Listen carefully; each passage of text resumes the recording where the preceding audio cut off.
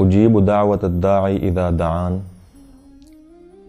دعا ایک مومن کا بہت مضبوط ہتھیار ہے۔ یہ مومن کا انتہائی مضبوط دفاع ہے۔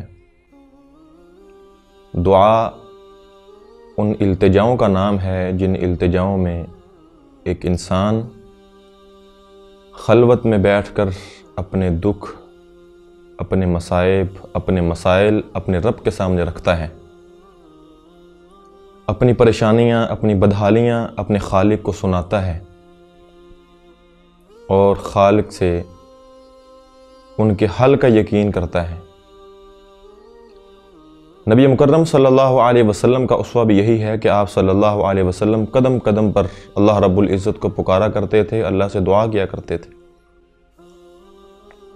حتیٰ کہ راتوں کو اٹھ اٹھ کر لمبا لمبا قیام، امت کے لیے مغفرت کی دعائیں۔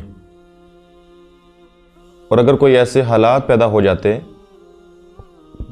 کہ جن میں سختی برداشت کرنی پڑتی تو آپ صلی اللہ علیہ وسلم ان حالات میں بھی اپنے خالق حقیقی کو پکارتے۔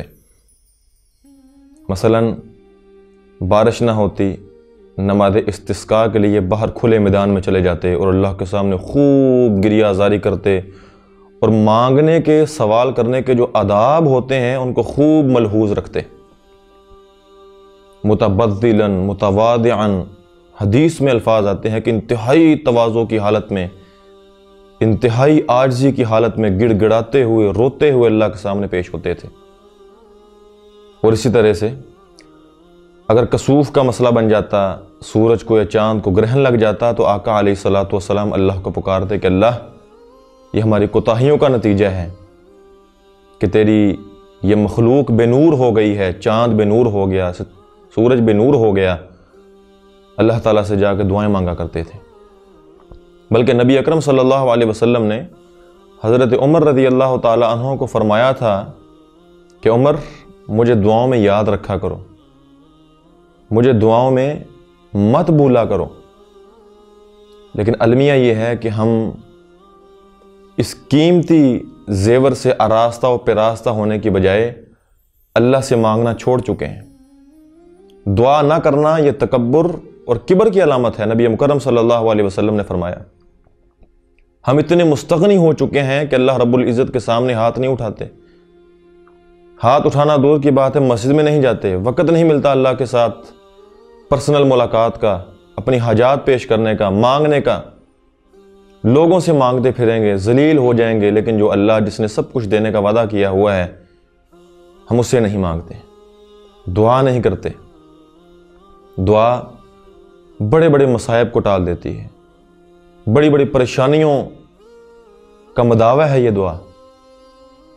جیسا کہ نبی مکرم صلی اللہ علیہ وسلم نے اپنے اصحاب کو ان 3 لوگوں کا قصہ بیان فرمایا جو ایک غار میں پھنس چکے تھے۔ اتنا بھاری برکم پتھر غار کے دہانے پہ آ گرا، منہ بند ہو گیا، اب تینوں اندر اندھیروں میں بیٹھے ہوئے ہیں۔ ایک تجویز ذہن میں آئی کہ اگر کوئی اپنی اپنی نیکی یاد ہے تو اس نیکی کا واسطہ دے کر اللہ سے دعا کی جائے۔ تو ان تنہائیوں میں، ان تاریکیوں میں، اس مصیبت میں، اس پتھر کو ہٹانے کے لیے تینوں نے اپنا ایک ایک نیک عمل یاد کیا اور اس کی وساطت سے اللہ سے دعا کی۔ ادھر تینوں کی دعا ختم ہوتی ہے، ادھر غار کا منہ کھل جاتا ہے۔ یہ دعا کی تاثیر ہے، اللہ کا وعدہ ہے۔ رب نے قرآن میں فرمایا اجیب دعوت الداع اذا دعان، کہ پکارنے والا جب تک مجھے پکارتا ہے میں اس کی پکار کا جواب دیتا ہوں، میں اس کی دعاؤں کو سنتا ہوں، میں اس کی التجاؤں کو سنتا ہوں، اس کی فریادوں کو سنتا ہوں، اس کے مسائل کو حل کرتا ہوں۔ یہیں پہ بس نہیں، تاریخ اسلام میں ایک واقعہ ملتا ہے کہ سیدنا سعد بن ابی وقاص رضی اللہ تعالیٰ عنہ جب مدائن کو فتح کرنے کے لیے نکلے تو کافی طویل جنگ ہو گئی۔ تو خیر جیسے بھی حالات پیدا ہوئے، انہوں نے ایک دن سیدنا برا بن عازب رضی اللہ تعالیٰ عنہ کو بلایا اور کہنے لگے کہ تم اللہ سے دعا کرو، کیونکہ نبی مکرم صلی اللہ علیہ وسلم نے تمہارے بارے میں فرمایا ہے کہ رب اشعث اغبر مدفوع بالابواب لو اقسم علی اللہ لابرہ، کتنے لوگ ایسے ہوتے ہیں جن کا ظاہری حلیہ کو درست نہیں ہوتا، پرانے کپڑے ہوتے ہیں، لیکن اگر وہ اللہ پر کو قسم ڈال دیں تو اللہ ان کی قسم کو پورا کر دیتا ہے۔ آپ اللہ کے ذمہ قسم ڈالیں، آپ اللہ سے دعا کریں کہ اللہ ہمارے نصیب میں فتح لکھ دے۔ تو آئے براء بن عازب رضی اللہ تعالیٰ عنہ 2 رکعت نماز پڑھی اور اللہ کو مخاطب کر کے کہنے لگے، ہاتھ اٹھائے، اللہ میں تجھ پر قسم ڈالتا ہوں کہ تو ہمارے نصیب میں فتح لکھ دے کہ آج مغرب کی نماز ہم کسریٰ کے دربار میں جا کر ادا کریں۔ تو وہی ہوا، انہوں نے دعا کی تو مسلمانوں نے نماز مغرب جا کر کسریٰ کے دربار میں ادا کی۔ صرف ہمارے ہاتھ اٹھانے میں کمی ہے، ہمارے مانگنے میں کمی ہے، ہماری التجاؤں میں سوز نہیں، ہماری آواز میں درد نہیں، ہمیں مانگنے کی تڑپ نہیں، ہمارے اندر وہ امنگیں نہیں کہ جن امنگوں کو ہم اللہ کے سامنے پیش کر سکیں۔ کبھی اپنی جولی کو مسائل سے بھر کر ہاتھ اٹھا کر اللہ کے سامنے جا کر کے دیکھیں اللہ رب العزت آپ کے خالی دامن کو کیسے بھرتا ہے۔